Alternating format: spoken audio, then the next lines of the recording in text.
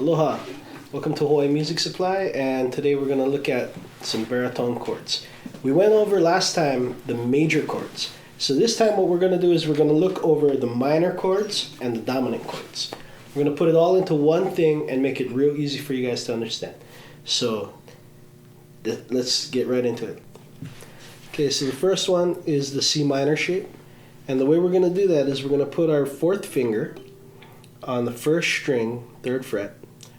Our second finger is going to be on the second string, 1st fret. We're going to leave the 3rd string open, and our first finger is going to be on the 1st fret of the 4th string. And that's your C minor shape, open position. The next shape we're going to look at is going to be the A minor shape in the open position. The way we're doing that is we're going to take our first finger, we're going to put it on the second string, 1st fret. And your second and third fingers are going to be on the 4th string and 3rd string in the 2nd fret, respectively.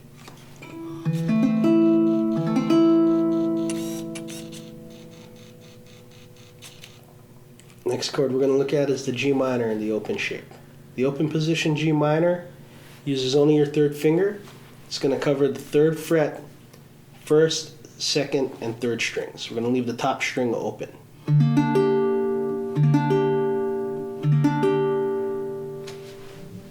The E minor is the easiest one. We're going to use our second finger, and it's going to be on the 2nd fret of the 4th string.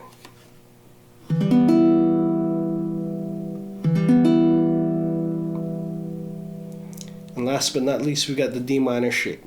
This is going to require 3 fingers. We're going to put it at the first finger is going to be on the 1st fret, 1st string. Second finger is the 2nd fret of the 3rd string. And the flip side to that would be your 3rd finger on the 2nd string, 3rd fret.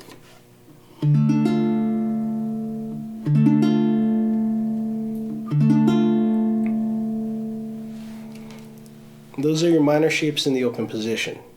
Now what we're going to do is we're going to lay them out on the fretboard the same way we did with the major shapes. It's going to be the can always, or not can always go fishing daytime. In this case it's caged.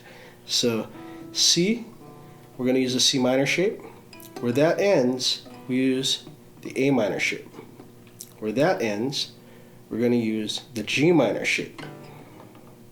Where that ends, we're going to use the E minor shape, and that takes us to the D minor shape. So if we look at how that lays out, we have each one following the next at the furthest point on where your hand reaches, I guess, in the chord. So there's your C shape, A shape, G shape, E shape, and D shape. Now the exception to the rule is going from D to C. Where we have these 2 fingers lining up, you see it creates kind of this angled look. Well, if you look back at the C minor shape, if we were to just take those 2 strings, you would see that it's actually like this, right? Because your finger is acting as the nut in this case. So where that lays out, that's where we're going to put our C shape. So where these 2 are, our C shape goes right there. And we're back at square one. So there you have it, caged in the minor shapes on the baritone ukulele. Now we're going to take a look at the dominant 7 chords. The dominant 7 chords are a little bit different because of, well, for one, the A shape doesn't have a root, but we'll get into that later. But we're going to take a look at it as if we have roots laid out. Okay? So open position, all the chords. We're going to look at C7 shape. That's our first finger. This is going to be in the 1st fret of the 2nd string. Our second finger is going to be in the 2nd fret, the 4th string. Our third finger will be in the 3rd fret of the 3rd string. And we're going to leave the 1st string open. Like the C major, you also have the option of putting your pinky down 3rd fret of the 1st string. It doesn't change the chord, it just changes which notes are doubled.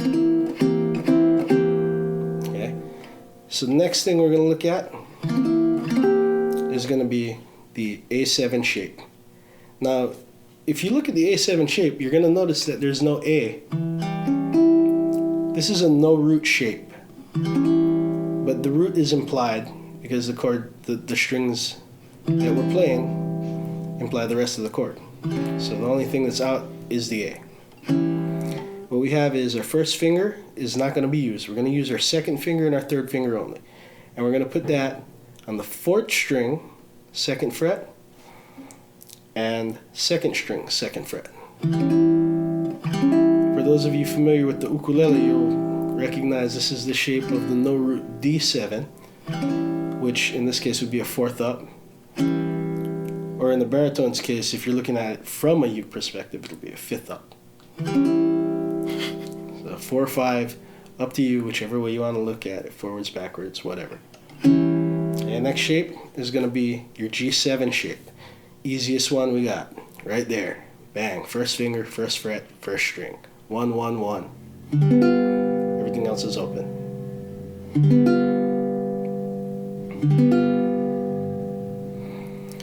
The only thing that could possibly be this easy would be the E7 shape, which is where we're going to take this finger and put it up there.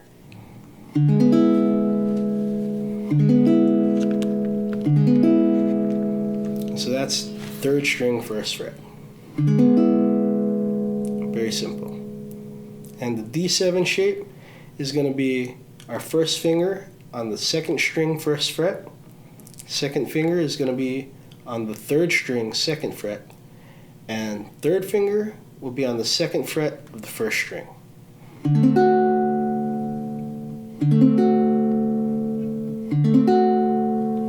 And there's our dominant 7 shapes in the open position.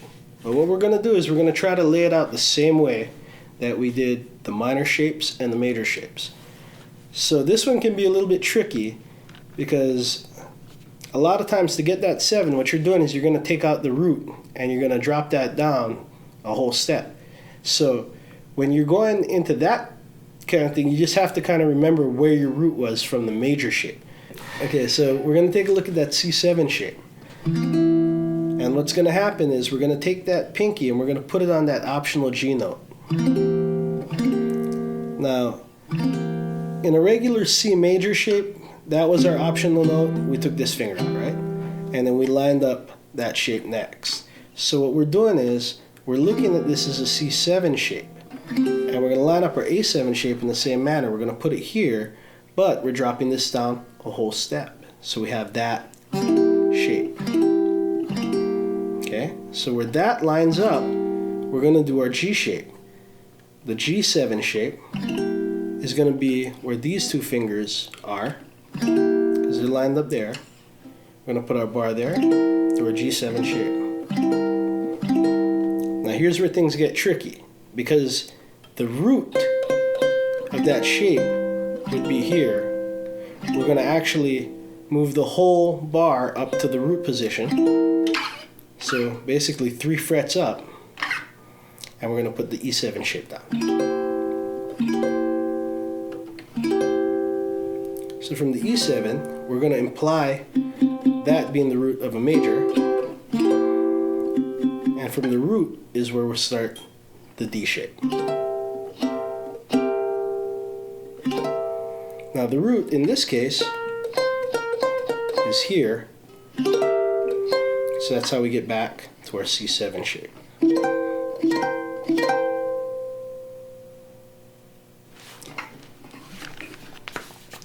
Well, there you got it. Major, minor, and dominant chords for your baritone ukulele. Now, you can go through a real book or anything like that, in most cases, with just those chords. If it says like D9 or something like that, just use a D7. It'll work. We will go through the scales later, and I'll start showing you how to build those chords. Keep in mind, we only have 4 strings on this thing, so we've got to imply upper partial ninths, 6/9, that kind of thing. But we'll explain that later. For now, enjoy practice, and have fun playing. Aloha.